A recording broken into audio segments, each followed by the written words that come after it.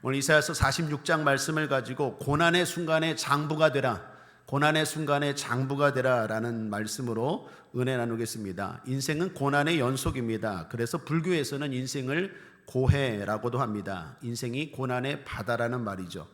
인생에 고난이 많다라는 것은 모든 사람들이 공감하는 바일 것입니다. 인생에 고난이 이처럼 많기에 사람들은 뭔가를 의지하려고 합니다. 그 중에 하나가 뭘까요? 우상입니다.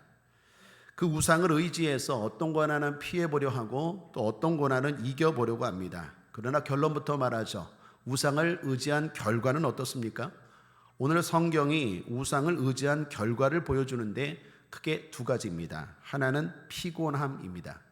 1절을 보시면 벨은 엎드러졌고 느보는 구부러졌도다. 그들의 우상들은 짐승과 가축에게 실리웠으니 너희가 떠매고 다니던 그것은 피곤한 짐승의 무거운 짐이 되었도다. 벨과 느보는 이스라엘이 섬긴 우상이었습니다. 구체적으로는 바벨론이라는 나라와 그들이 섬긴 우상이었습니다. 왜 이스라엘 백성들이 바벨론이 섬긴 우상들을 섬겼을까요? 그것은 그들이 좋아 보였기 때문입니다. 바벨론이 강해 보였습니다. 그리고 그들이 섬기는 우상이 좋아 보였습니다. 뭔가 도움이 될 것이라고 생각했습니다. 하나님보다 더 좋아 보였습니다. 근데 결과적으로는 어떻게 되었다고 말합니까? 오늘 성경은 짐승과 가축으로 표현합니다. 그만큼 우매했다라는 것입니다. 하나님의 형상을 닮은 존재가, 지혜롭고 존귀한 인간이 짐승과 가축을 섬깁니다. 어리석은 모습이죠. 더욱이 그런 우상들은 도움을 주기는커녕 짐이 되었다고 말합니다.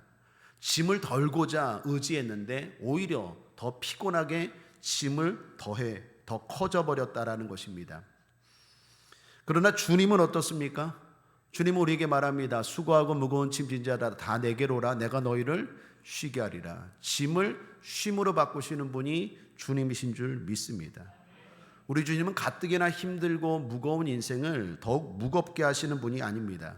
그분은 우리 인생을 자유케 하시는 분이십니다. 마귀의 속박에서 자유케 하시고 죄의 짐에서 자유케 하십니다. 질병의 짐에서 자유케 하시고 가난의 짐에서 자유케 하십니다.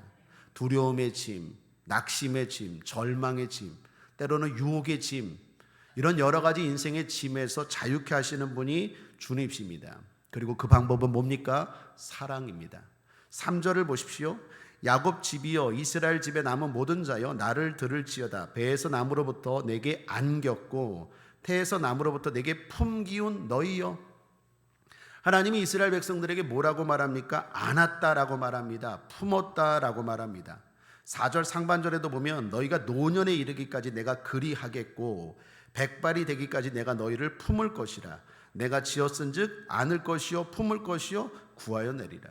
노년에 이르기까지 백발이 되기까지 품고 안았다라고 말씀합니다. 여러분 그렇습니다. 우리 주님은 따뜻한 사랑으로 우리의 짐을 끝까지 책임져 주시는 분이십니다. 그러므로 사랑하는 여러분, 주님 앞에 나온 여러분 자유하십시오. 예배는 주님을 만나고 자유케 되는 시간입니다. 주님 품 안에 안기는 시간입니다. 주님 품 안에 안겨서 무거운 짐 더 무겁게 하는 것이 아니라 무거운 인생의 짐을 맡기는 시간, 그러므로 자유케 되는 시간, 그러므로 쉼을 얻는 시간입니다. 이 시간 세상이 줄 수 없는 그러한 평안과 자유함을 경험하는 여러분의 예배, 여러분의 기도 시간 되기를 주님의 이름으로 축복합니다. 흔히 말하듯이 거저왔다 거저가지 마시기를 주님의 이름으로 축복합니다. 무엇보다 우상의 헛됨은 구원입니다. 여러분 근본적으로 우상이 우리의 문제를 해결해 줄 수 있습니까? 우리의 고난의 문제, 아픔의 문제에서 건져줄 수 있습니까? 그렇지 못합니다. 2절을 보시면 그들은 구부러졌고 그들은 일제히 엎드러졌으므로 그들이 뭡니까? 우상입니다. 그 짐을 구하여 내지 못하고 자기도 잡혀갔느니라. 자기도 잡혀갔느니라.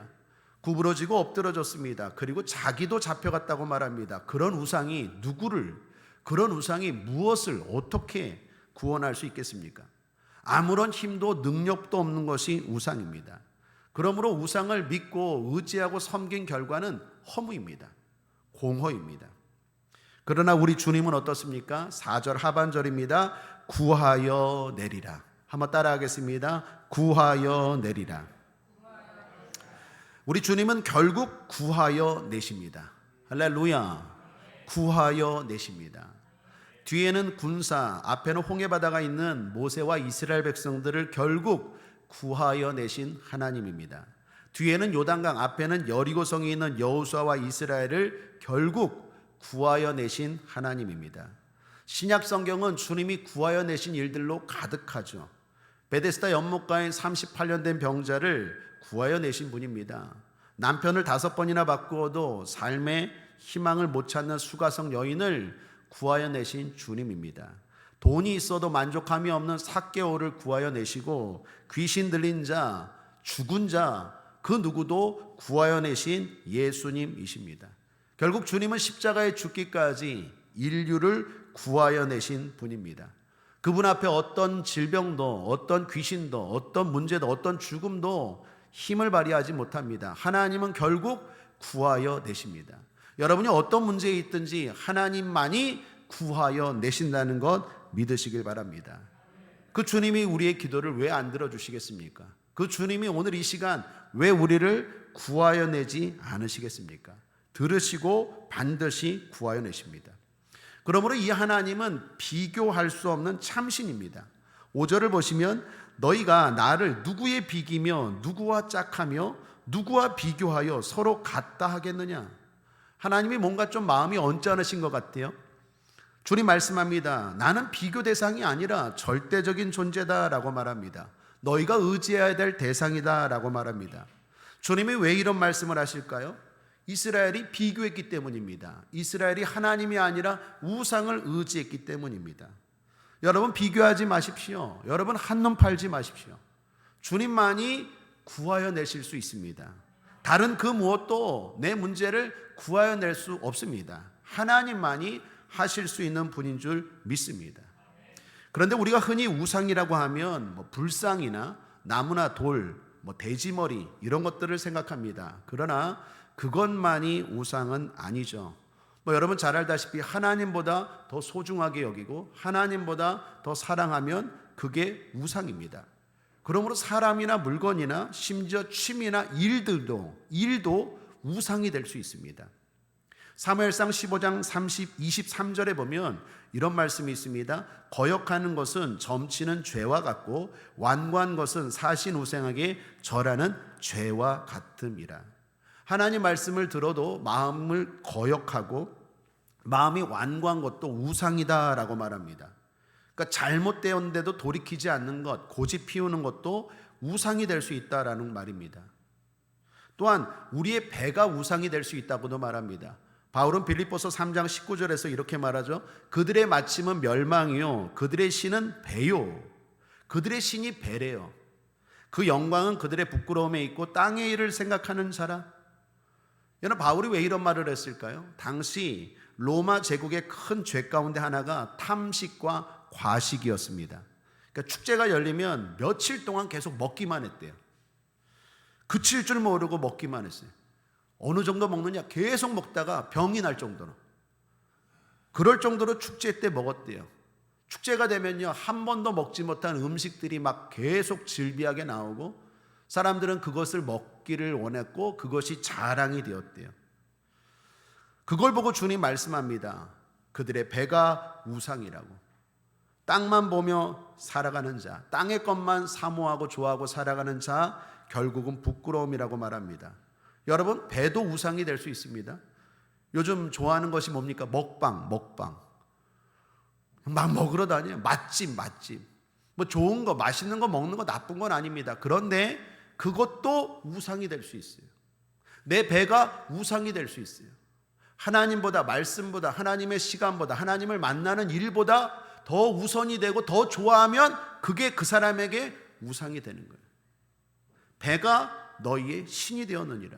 로마 시대만이 아닙니다. 지금 똑같은 일이 벌어지지 않습니까? 또한 탐심도 우상이 될 수 있습니다. 골로새서 3장 5절에 탐심은 곧 우상 숭배니라. 여러분 성도들이 가난하게 살아야 됩니까? 아닙니다. 성도들이 꼭 가난하게 살 필요가 없습니다. 하나님은 좋으신 하나님은 우리가 부유하기를 원하십니다. 믿습니까? 하나님은 우리가 부유하길 원하십니다. 영혼이 잘된 같이 범사도 형통하며 강건하기를 원하십니다. 그런데 하나님이 우리에게 주시는 부요의 목적이 뭡니까? 이 목적을 놓치니까 부요를 누리지 못하는 거예요. 목적이 뭐죠? 착한 일이에요. 선한 일이에요. 주의 일이에요. 그래서 여러분 잊지 마십시오. 따라하겠습니다. 고린도후서 8장 9절, 고린도후서 9장 8절. 그러니까 외우기도 쉽죠? 8장 9절, 9장 8절. 이 두 가지를 균형 있게 외워야 돼요. 고린도후서 8장 9절이 뭡니까? 순복음 성도들이 잘하는 말씀이에요. 순복음 교회 설교들, 목회자들이 설교할 때 잘 말씀하는, 자주 인용하는 말씀이에요. 뭡니까? 고린도후서 8장 9절. 우리 주 예수 그리스도의 은혜를 너희가 알거니와 부유하신 자로서 너희를 위하여 가난하게 되심은 그의 가난함을 인하여 너희로 부요케 하려 하심이니라. 저는 아멘 하잖아요. 이 말씀 나오면 다 아멘입니다. 할렐루야. 아멘. 부유하시길 바랍니다. 부유하시길 바랍니다. 부끄러워하지 마십시오. 부유가 왜 부끄럽습니까? 하나님 말씀입니다. 주님 가난하게 되셨습니다. 머리 둘 것도 없이 가난하게 되었습니다. 동굴도 굴이 있고 또 새도 보금자리가 있는데 예수님은 그런 것도 없을 정도로 가난하셨습니다. 목적이 뭡니까? 이유 없는 가난이 아닙니다. 우리의 부유함을 위한 가난입니다. 그러므로 우리가 부유한 것 주님이 기뻐하십니다. 주님의 목적입니다. 주님은 좋으신 분이십니다. 부요가 잘못된 건 아닙니다. 그런데 고린도후서 9장 8절도 그것만큼 소중하게 여기고 붙들어야 돼요. 고린도후서 9장 8절이 어떤 말씀입니까? 하나님이 능히 모든 은혜를 너에게 넘치게 하시나니 이는 너희로 모든 일에 항상 모든 것이 넉넉하여 모든 착한 일을 넘치게 하려 하십니다. 그러니까 고린도후서 9장 8절은 뭡니까? 목적이에요. 목적. 8장 9절은 방법이라면 9장 8절은 목적이에요.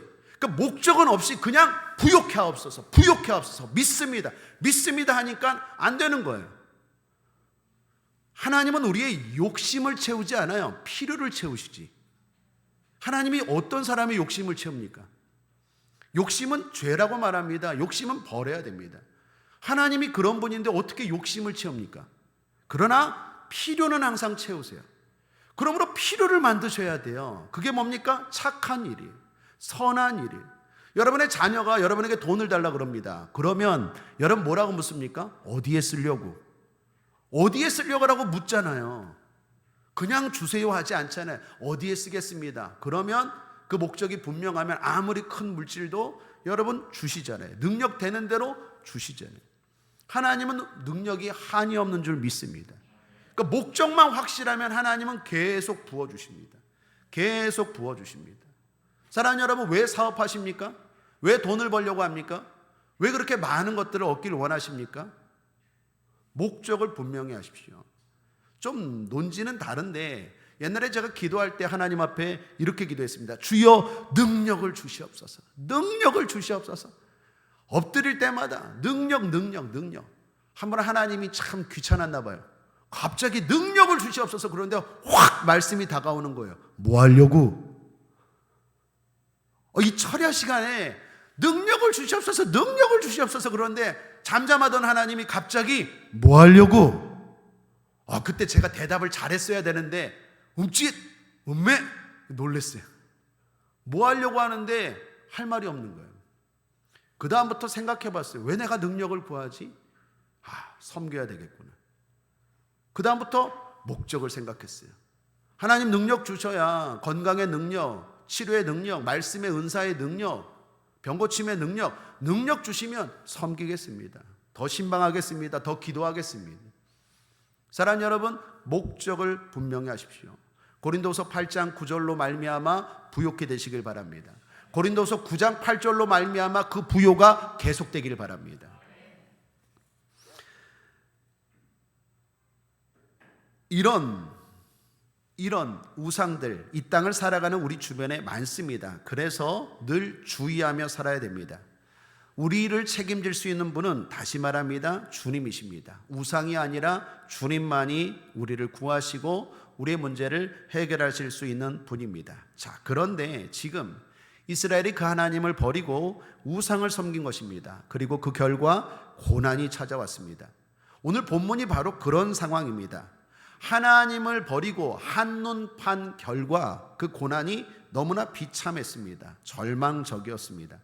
이게 다시 회복될 수 있을까 하는 생각이 들 정도로 힘든 상황이었습니다. 그런 상황에서 오늘 주님이 말씀하시는 내용입니다. 그게 오늘 본문입니다. 여러분, 우리도 고난당할 때가 있죠. 그런데 그 고난이 우상을 섬긴 결과일 때도 있습니다. 하나님을 사랑한다고, 하나님을 의지한다고 말하지만 하나님보다 다른 것들을 사랑할 때가 분명 있습니다. 하나님보다 다른 것이 우선하는 삶을 살 때가 있습니다.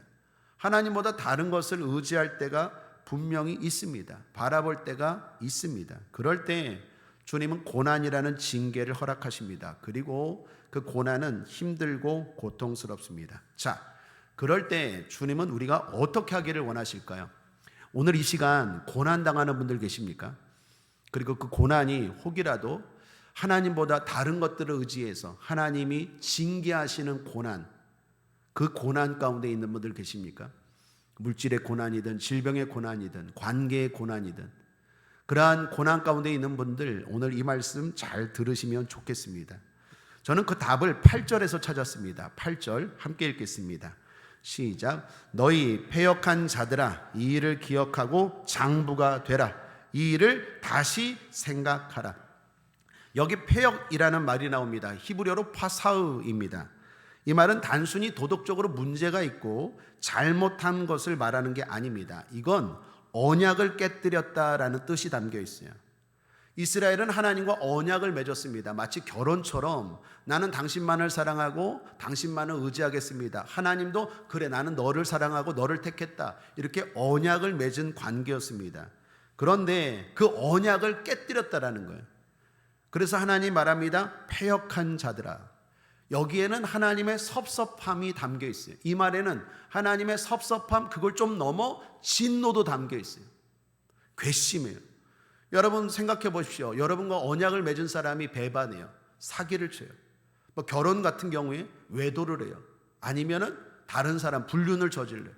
화가 나죠. 섭섭하죠. 섭섭함을 넘어 진노가 있죠. 하나님의 지금 그 마음을 느낄 수 있는 단어가 패역이라는 말입니다. 이 패역한 놈들아, 내가 너에게 은혜를 베풀고 사랑을 베풀었는데, 내가 너희를 품어주고 안아서 여기까지 왔는데, 내가 그렇게 많은 문제에서 구하여 냈는데 나를 의지하지 않고 나를 잊어버리고 우상을 섬겨 섭섭해, 화가 나, 패역한 너희들아 말씀하는 거예요. 그런데 그 다음이 감동입니다. 그 다음에 말이 뭡니까? 장부가 되라. 한번 따라하겠습니다. 장부가 되라. 이게 무슨 가계부 장부 뭐 이런 말이 아닙니다. 장부가 되라라는 말의 문자적인 의미는 남자같이 행동하라라는 말입니다. 뜻은 용기를 내고 힘을 내라라는 말입니다. 그런데 이게 믿음이 담겨 있는 말입니다. 여러분 기억하십니까? 바울이 고린도전서 16장 13절에서 이런 말을 합니다. 깨어 믿음에 굳게 서서 남자답게 강건하여라. 깨어라. 굳건한 믿음을 가져라. 그러면서 그 뒤에 뭐라고 말합니까? 남자답게 강건하여라. 이 같은 말입니다. 여기 장부가 되라라는 말은 남자같이 행동하라는 게 아니라 남자같이 굳건한 믿음을 가져라라는 것입니다.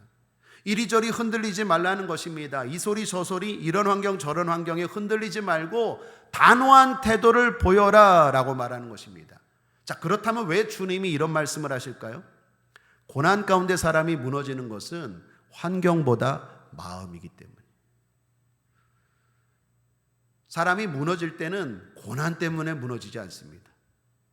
고난이 임해도 마음만 먹으면 얼마든지 이겨냅니다. 사람이 무너질 때 진짜 문제는요, 마음입니다. 마음이 무너지는 사람은 이게 어떻게 도리가 없어요. 요즘 말로 중꺾마 있죠, 중꺾마. 중꺾마가 뭡니까? 그렇죠. 이 대답하는 사람들은 젊은 사람들이 중요한 것은 꺾이지 않는 마음이라고 요즘 많이들 말하잖아요. 중꺾마. 신앙도 마찬가지입니다. 특별히 고난당할 때, 특별히 내가 뭔가 한눈 팔아서 죄책감 때문에 고난당할 때는 이 중꺾마 꼭 가져야 돼요. 하나님이 이거 아시는 거예요. 마음을 담대하게 굳건히 하라는 거예요. 왜 그럴까요? 고난이 임하고 약해지면요, 이 생각 저 생각들이 막 몰려와요. 그리고 결론적으로 위축돼요. 거기에 마귀가 또 부채질을 해요. 죽어. 넌 안 돼. 넌 그러니까 안 돼. 계속해서 정죄감을 줘요. 여러분이 하나님의 마음을 알겠습니까? 하나님이 한편으로는 화가 나요. 내가 너에게 사랑했는데 나를 그렇게 대할 수 있어? 그러면서 한편으로는 뭐라고 말합니까? 그래도 담대해야 돼. 장부가 돼야 돼. 힘을 내야 돼. 용기를 내야 돼. 다시 일어설 수 있어 라고 말하는 것입니다. 사랑하는 여러분, 고난 가운데 특별히 마음 붙잡으십시오. 이 소리 저 소리 듣지 마시길 바랍니다. 하나님이 여전히 날 사랑하신다는 믿음, 이 문제에서 구원받을 수 있다는 믿음, 믿음이 흔들리면 안 됩니다. 물론 잘못을 인정하고 회개해야 합니다. 그러나 믿음마저 흔들리면 안 됩니다. 마음마저 무너지면 안 돼요. 그때는 더 단호하셔야 돼요. 어쩌면 뻔뻔스러울 수 있어요. 그러나 그게 하나님이 원하시는 거예요. 담대하셔야 돼요. 뻔뻔해야 돼요. 그리고 더 하나님 앞에 나아가야 돼요. 이때는요, 특별히 소리를 잘 구별하셔야 돼요. 내가 오늘 찬양팀 딱 들어오는데 은혜 받았는데 찬양들 신나게 하죠. 여러분, 은혜가 떨어진 분들 다 찬양팀 들어오십시오. 문제가 있는 분들 다 찬양팀 들어오세요. 왜 들어오냐? 여기가 은혜로워서? 아니, 소리가 크니까. 근데 이게 소리가 큰 거와 은혜와 연관이 있어요. 여기 찬양팀 지금 쓰는 분들 은혜가 충만합니까? 안 합니까? 합니까? 안 합니까? 충만합니다. 충만해요. 내가 볼 때 충만해요. 거기서 하는 것보다 여기 있는 분들이 훨씬 은혜가 될 거예요. 크게 소리를 내서 인도하고 다 손들잖아요. 다. 기식이도 손들고, 황선섭 형제도 손들고, 영주 집사님도 손들고, 뭐 우리 최 집사님은 워낙 잘 드니까 손들고. 여러분, 이게 중요한 게 소리가 소리를 이긴다는 말이 있어요. 한번 따라하겠습니다. 소리가 소리를 이깁니다. 그리스 신화에 나오는 바다 요정 이야기가 있어요. 아시는 분들은 아실 거예요.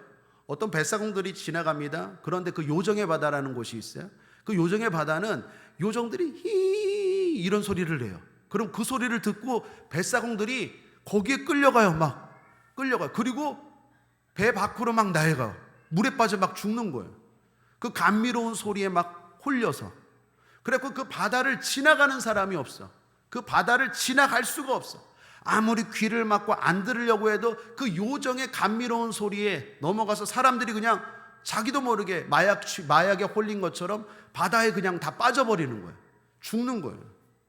그런데 그런 바다를 지나간 사람들이 있대요. 지나간 배가 있대요. 방법이 궁금하잖아요. 어떻게 그 바다를 지나갈 수 있어? 물어봤더니 답은 노래. 요정이 히 거리는데 뱃사공들이 히 소리가 소리를 이기는 거예요. 안 들으려고 하는 게 아니라 소리를 겠다. 이게 그리스 신화에 나오는 우화지만 분명한 메시지가 있어요. 여러분, 마귀가요, 우리가 힘들 때 자꾸 소리로 공격해요. 마음의 소리, 생각의 소리. 그런데 그거 이길 수 있는 방법이 뭔지 아십니까? 찬송의 소리, 기도의 소리를 높이시길 바랍니다. 볼륨을 높이셔야 돼요. 볼륨을 평소보다 높이셔야 돼요. 주여 했던 사람들 주여 더 높이셔야 돼요. 그냥 찬송했던 사람들 더 찬송을 높여야 돼요. 그래서 소리와 은혜가 비례하는 거예요. 마귀가 역사하지 못해요. 한국교회가 부흥할 때 어떤 기도가 강력했습니까? 통성기도. 제가 미국에서 훈련받을 때 깜짝 놀랐어요. 목요일마다 예배를 드리는데 모든 사람들, 45개국에 있는 사람들, 거기 캠퍼스에 있는 사람들이 다 강당에 모여서 예배를 드려요. 아프리카 사람도 있고 유럽 사람도 있고 뭐 러시아, 수많은 선교사들, 수많은 사람들이 다 모여서 예배를 드리는데 갑자기 사회자가 이렇게 말해요. 오늘은 코리안 스타일로 기도하겠습니다. 그랬더니 어떻게 말하는 줄 아세요? 주여 그러더라고요. 나는 좀 유식해서 로드 하려고 그럴 줄 알았는데 주여. 야, 내 그때 자부심이 생겼어요. 이 사람들도 한국교회 힘이 이건 거 아는구나. 사랑하는 여러분, 부르짖는 기도 왜 중요할까요? 소리가 소리를 이겨요. 마귀가 우리를 공격합니다. 특별히 내가 잘못했을 때, 고난당할 때 위축돼요. 자꾸 쭈그러들어요. 마음도 쭈그러들어요. 자꾸 어디 나가기도 싫고 되는 것도 없고 할 것도 없고 자꾸 나쁜 생각, 부정적인 생각이 나를 짓눌러요. 그럴 때 어떻게 해야 됩니까? 소리를 외쳐야 돼요. 장부가 돼야 돼요. 대장부처럼 외치고 나가셔야 돼요. 찬송을 크게 하십시오. 기도를 크게 하시길 바랍니다. 그러므로 주님의 음성을 들으시고 나아가시길 바랍니다. 그렇게 기도할 때 필요한 것 두 가지 나누고 기도하겠습니다. 하나는 기억입니다. 한번 따라하겠습니다. 기억. 또 하나는 확신입니다. 따라하겠습니다. 확신. 기도는 펌프질과 같습니다. 펌프질을 계속하면 물이 올라옵니다. 그런데 중단하면 올라오다 멈추죠. 마치 기도가 그렇습니다. 멈추면 안 됩니다. 구하라, 안 되면 찾으라, 안 되면 두드리라. 영어 성경에는 다 ing가 붙었어요. 계속의 의미입니다. 그러니까 안 되면 계속 하라는 거예요. 쉬지 말고 기도하라. 주님 말씀하시죠. 기도는 계속입니다. 기도는 될 때까지입니다. 기도는 응답됩니다. 그러한 믿음을 가지고 계속 기도하라는 거예요. 그런데 기도를 멈추는 사람들이 있습니다. 이유가 뭘까요? 기억 때문입니다. 해도 안 된다는 기억이 자리하면 기도를 포기해요. 기도를 포기하는 사람들, 기도하다가 중단하는 사람들 보면 기도에 대한 패배주의가 있어요. 흔히들 잠재력을 이야기하는데 그때마다 벼룩을 이야기합니다. 여러분, 벼룩은 대단한 동물입니다. 자기 몸에 몇 배를 뛰어오를 수 있는 게 벼룩이라고 합니다. 무한한 잠재력을 가진 게 벼룩이죠. 근데 그런 벼룩을 유리병에 이렇게 넣어요. 넣고 나서 뚜껑을 닫아요. 그러면 벼룩이 팔딱팔딱 뛰다가 어떻게 할까요? 대가리가 부딪히겠죠? 쿵쿵쿵 부딪히겠죠? 한 3번 정도 부딪히잖아요. 그럼 벼룩이 뛸까 안 뛸까요? 벼룩도 머리가 있는데 뛰면 대가리가 아픈데 뛰겠어요? 안 뛰어요. 근데 그 다음엔 뚜껑을 열어도 벼룩이 뛸까 안 뛸까요? 안 뛰어요. 더 놀라운 건 벼룩을 바깥으로 내도 뛸까 안 뛸까요? 안 뛰어요. 이 아픈 패배주의가 벼룩으로 하여금 평생 안 뛰게 만든대요. 엄청나게 뛸 수 있는 잠재력을 가졌는데 그 패배 몇 번이 벼룩으로 하여금 그 잠재력을 사용 못하게 묶어버린다는 거예요. 사랑하는 여러분, 기도를 못하는 사람들, 기도하다가 중단되는 사람들, 기도 응답이 뭔가? 목사님, 나는 기도하면서 응답을 한 번도 받은 적이 없는데요. 그런 분들 대부분 보면 이런 경험이 있어요. 이런 경험, 기도에 대한 패배주의. 여러분, 기도가 안 될 수 있어요. 그러나 그게 주의가 되면 안 돼요. 거기에 묶여버려요. 그래서 무한한 잠재력이 있고 하나님이 얼마든지 도와주실 준비가 되어 있는데 안 떠요. 안 해요. 왜? 이 몇 번의 패배가 있어요. 해봤는데 안 됐다는 거예요. 내가 옛날에 병 고침 받기 위해서 기도했는데 안 됐다는 거예요. 나도 철야기도 나가서 한 21일 작정했는데 안 됐다는 거예요. 나도 새벽기도 해봤어. 근데 안 됐다는 거예요. 이 몇 번의 안 됨이 이 사람으로 하여금 평생 기도를 끝까지 못하게 만든다는 거예요. 그러므로 사랑하는 여러분, 그때 필요한 게 뭐예요? 기억이에요. 뭘 기억해야 될까요? 응답받은 사건들을 기억하셔야 돼요. 내 삶 가운데 하나님이 역사하시고 응답하시고 기적을 베푼 일들이 있는 줄 믿습니다. 그 기억을 되살려야 돼요. 그런 사람들은 계속 기도의 승리자가 되고 계속 기도의 선순환이 일어나요. 응답받고 또 기억하고 그 기억으로 또 기도하고 또 응답받고 또 그거 기억하고 또 응답받고. 여러분, 오늘 이스라엘 백성들에게 장부가 되라 그러면서 하나님이 다시 회복시키시겠다라고 말하면서 이 말씀을 합니다. 9절을 보십시오. 함께 읽겠습니다. 시작. 너희는 옛적 일을 기억하라. 나는 하나님이라. 나 외에 다른 이가 없느니라. 나는 하나님이라. 나 같은 이가 없느니라. 8절에도 생각하라, 기억하라 라고 말합니다. 왜 자꾸 하나님이 기억, 생각, 기억, 특별히 여기 옛적 일을 기억하라 라고 말하는데 이 옛적 일이 뭘까요? 홍해바다 역사, 출애굽 역사, 창조 역사. 여러분, 역사라는 말이 뭡니까? 하나님이 인간들을 위해 하신 위대한 일들을 역사라고 말하죠. 하나님이 행한 역사들을 기억하라는 거예요. 그리고 장부가 되라는 거예요. 용기를 가지고 다시 기도하라는 것입니다. 성경에 나오는 일들 읽으면 왜 믿음이 생길까요? 하나님의 역사가 보이기 때문에, 성령의 감동하에 성경을 읽으면 믿음이 생기는 거예요. 용기가 생기는 거예요. 뿐만 아니라 여러분 삶 가운데 행하신 하나님의 역사들 분명히 있는 줄 믿습니다. 저도 때로는요, 누릴 때가 있어요. 지칠 때가 있어요. 그때마다 기억을 조정해요. 제 인생 가운데 하나님이 행한 역사들, 목회 22년 하면서 하나님이 제 목회 가운데 행한 역사들, 그때 내가 기도했는데 그 사람이 구원받았지, 그 사람이 치료받았지, 그때 귀신이 떠나갔지. 특별히 제가 자주 말하죠. 송도 하모니교회에서 사방으로 우겨싸움 당했대. 위에는 하나님의 교회 2단, 앞에는 호불사, 왼쪽엔 청학보살, 오른쪽에는 신앙촌, 뒤에는 점집. 믿거나 말거나 아시는 분들 몇 분 계시잖아요. 저랑 같이 거기서 쫓아낼 때. 그때 그 일을 저는 계속 기억해요. 왜? 그러면서 용기를 제 대장부가 돼. 그렇지, 그 하나님 나와 지금도 함께 하시지. 그 일들만 아니에요. 수많은 일들 가만 생각해 보면 일들이 있어요. 사랑하는 여러분, 기억은 선택입니다. 따라하겠습니다. 기억은 선택입니다. 선택 잘 하셔야 돼요. 고난의 순간에, 아픔의 순간에 특별히 선택 잘 하셔야 돼요. 안 좋은 일들만 있는 거 아니에요. 분명히 여러분의 삶 가운데도 하나님이 위대한 역사를 이루신 일들이 있습니다. 그거 선택하시고, 그거 집중하시고, 그거 생각하라는 거예요. 성경을 읽으면서 생각하시고, 내 삶 가운데, 여정 가운데 함께 하신 그 하나님을 기억하고 생각하시고, 결론은 뭡니까? 대장부가 되는 거예요.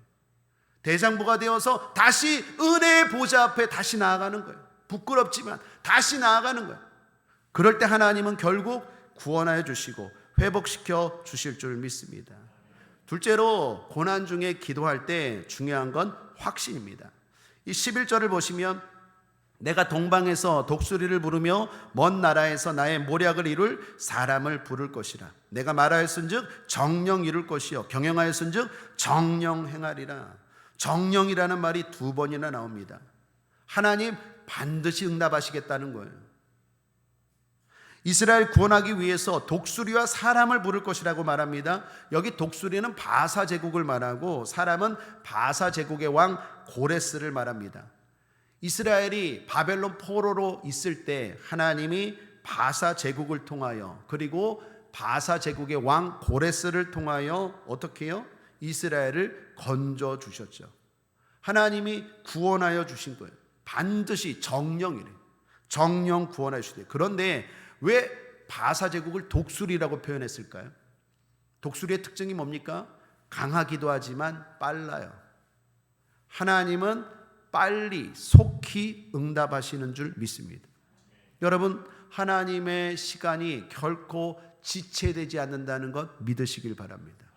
하나님의 시간 정확합니다. 빨리 응답하십니다. 13절도 다시 한번 강조합니다. 함께 읽겠습니다. 시작. 내가 나의 의를 갑갑게 할 것인즉 상거가 멀지 아니하니 나의 구원이 지체치 아니할 것이라. 내가 나의 영광인 이스라엘을 위하여 구원을 시온에 베풀리라. 지체치 아니할 것이라. 멀지 않았어요. 하나님의 응답이 멀지 않아요. 여러분, 특별히 고난 가운데 기도할 때 확신을 가져야 돼요. 어떤 확신? 하나님 반드시 응답하신다는 확신, 그리고 이 응답이 멀지 않았다라는 확신 가지셔야 돼요. 그래서 기도에서 금물돼야 되는 것, 조심해야 되는 게 조급함인데, 조급함도 문제이지만 반대로 느긋함도 주의하셔야 돼요. 다시요, 기도에서 중요한 게 조급함이 문제일 때가 많아요. 왜 하나님 빨리빨리 안 해주시지? 왜 빨리빨리 안 해주시지? 조급함 문제입니다. 버려야 됩니다. 그런데 반대로 그건 잘하는데, 많은 사람들이 실패하고 기도에서 응답받지 못하는 이유 중에 하나가 느긋함이에요. 여러분, 기도에서 느긋함이 왜 문제가 될까요? 느긋함이 게으름으로 갈 수 있고, 느긋함이 불신으로 갈 수 있고, 느긋함이 간절함을 빼앗을 수가 있어요. 그래서 긴장감을 가지셔야 돼요. 하나님 속히 응답하신다고 말해요. 그 말은 긴장하라는 거예요. 간절하라는 거예요. 긴장감을 가지고 간절히 기도하라라는 것입니다. 조급함은 버리되 긴장감은 가지고 기도하시길 바랍니다. 느긋해지 마시길 바랍니다. 남편의 구원을 위해서 기도하는 분 계십니다. 오랫동안 기도했습니다. 기도 응답이 안 됩니다. 마음이 점점 느긋해져요. 하나님이 알아서 하시겠지요. 여러분 그거 경계하셔야 돼요. 하나님 속히 응답하십니다. 간절함으로 다시 한번 마음을 새롭게 하고 간절히 기도하셔야 돼요. 기도에 대한 확신을 가져야 돼요. 하나님 정령 이루실 거예요.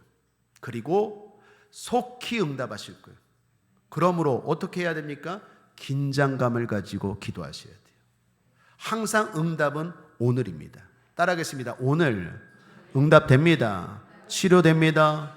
해결됩니다. 말씀하십니다. 길이 열립니다. 역사가 일어납니다. 항상 응답은 오늘입니다. 그런 마음을 가지고 기도하셔야 돼요. 그럴 때 하나님이 속히 회복시켜 주시고 오늘의 실수도 다시 영광으로, 오늘의 고난도 다시 축복으로 바뀌게 될 줄 믿습니다. 오늘 이 시간이 그런 시간 되시기를 주님의 이름으로 축복합니다. 말씀을 정리합니다. 고난의 순간에 장부가 되라 라는 말씀을 나누었습니다. 고난이 있습니다. 고난은 우리를 위축되게 합니다. 그 고난이 하나님을 떠나서 생긴 고난이라면, 잠깐 한눈 팔다가 잠깐 죄를 지어서 생긴 고난이라면 더욱 우리를 고통스럽게 합니다. 그럼에도 불구하고 주님은 여전히 우리를 사랑하시고 우리를 기다리십니다. 그러므로 용기를 내셔야 돼요. 특별히 고난의 순간에 장부가 되셔야 됩니다. 믿음의 용기를 내시고 장부가 되십시오. 대장부가 되십시오. 이전에 응답받은 일을 기억하고 대장부가 되십시오. 속히 응답하실 주님을 믿으며 긴장감을 가지고 기도하십시오. 그렇게 용기 있게 기도할 때 오늘 지금 주님이 구하여 내실 줄 믿습니다. 기도하겠습니다. 좋으신 하나님 아버지 감사합니다. 오늘도 우리를 사랑하시고 축복하시니 감사합니다. 오늘 이 밤이 기적의 밤입니다. 오늘 이 밤이 축복의 밤입니다. 오늘 이 밤이 회복의 밤입니다. 오늘 이 밤이 승리의 밤입니다. 감사드리며 예수님의 이름으로 축복하고 기도했습니다. 아멘.